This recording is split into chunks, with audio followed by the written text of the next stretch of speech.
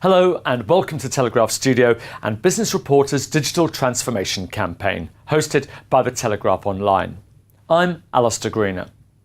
Most marketers still think the best way to get attention is advertising. But is there another way to do it? We'll be hearing the answer soon from Noah Eshed. And I'm Uri Bishansky. And we're from Ball Digital Architects.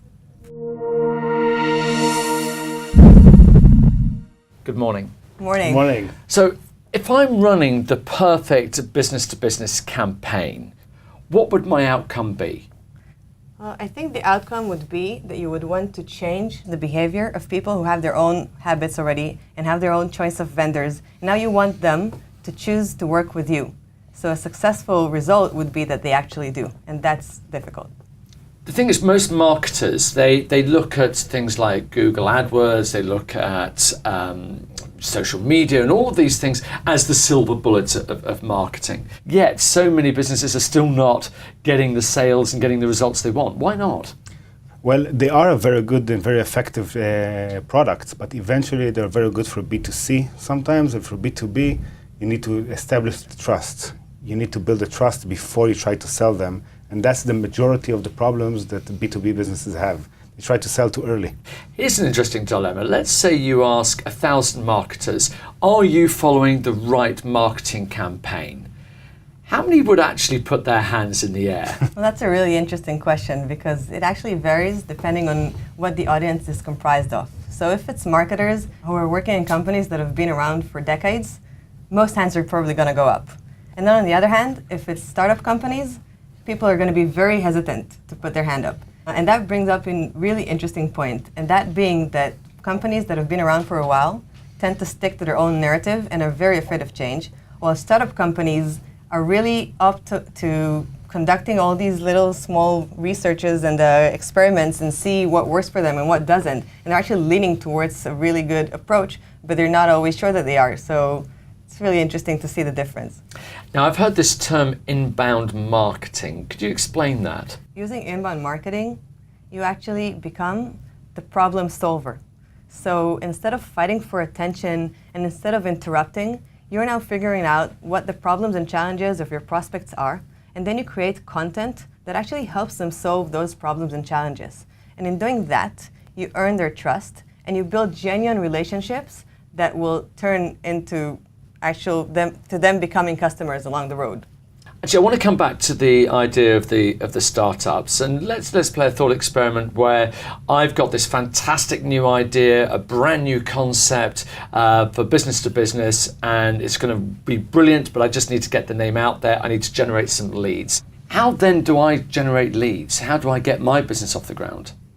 Well, the first thing you need to do is stop advertising. It sounds funny, but most startups, as they get the first round of investment, start spending a lot of money on advertising. So they're spending a lot of money, not building the trust they should build with the relative content.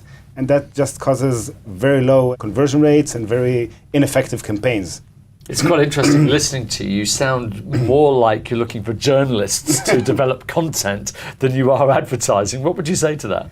Well, we definitely advocate to work with tier 1 content creators. And it could be journalists, absolutely. But what's important to understand here is that it's not just about creating amazing content.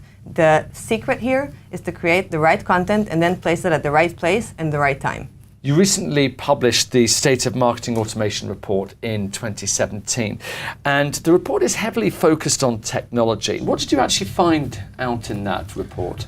Well, the main finding is that marketing automation is here, is growing, and is working. Eventually, if you can see the growth that we're seeing in this specific vertical, there is a 50% growth for all players, regardless of whether they're big, they're small, they're medium. Everyone is growing, they're growing fast, and you can see that the adoption clearly shows it's working. In that report, you're talking a lot about automation, but also you're advocating a deep personal engagement. So in that context, what's the role of automation? Well, I think the point that you raise is actually a concern of many marketers, because I think many marketers are actually afraid for their livelihood when it comes to automation. And what's really important to understand here is that automation is about automating repetitive tasks. And I really like this quote by Chase Jarvis, who's the CEO of this educational platform called Creative Live. And he says, the machines are great, but they're only as great as the people behind them. So I think so long as the people behind the scenes are professional, they have nothing to worry about. On the contrary, marketing automation can take everyone to the next level.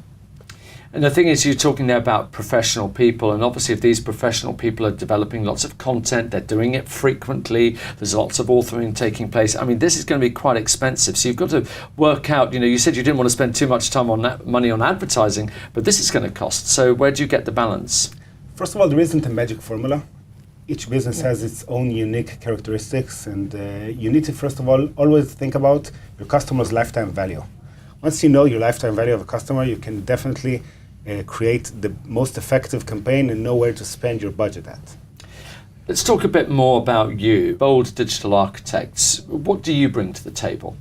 I think the main thing that we bring to the table is our ability to help companies understand themselves and help them to set goals and then execute them and achieve those goals and beyond. And I think many times marketers embark on journeys without clear goals, and then they're very lost and confused when they don't achieve those vague ambitions.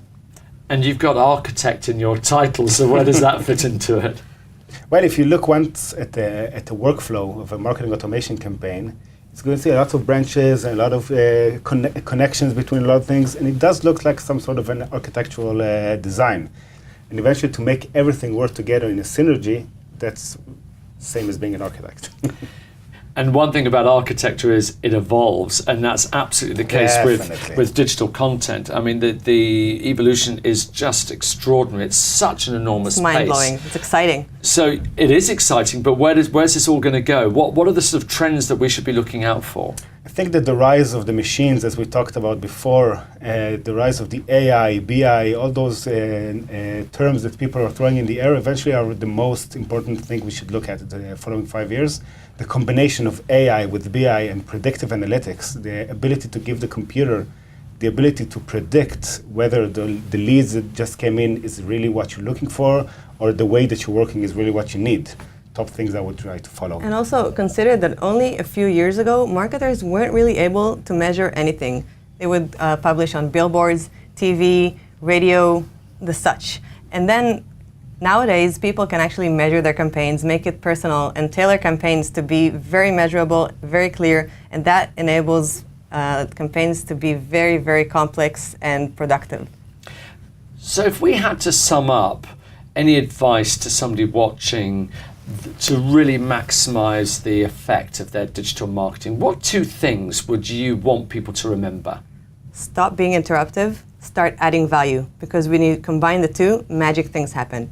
Well, you've given us a huge amount to think about. It is exciting times. Definitely. And of course, we've got a lot to look forward to. And thank you for giving us a bit of a glimpse into the future. Noah Ashed and Uri Prashansky from Bold Digital Architects, thank you very much indeed. Thank you.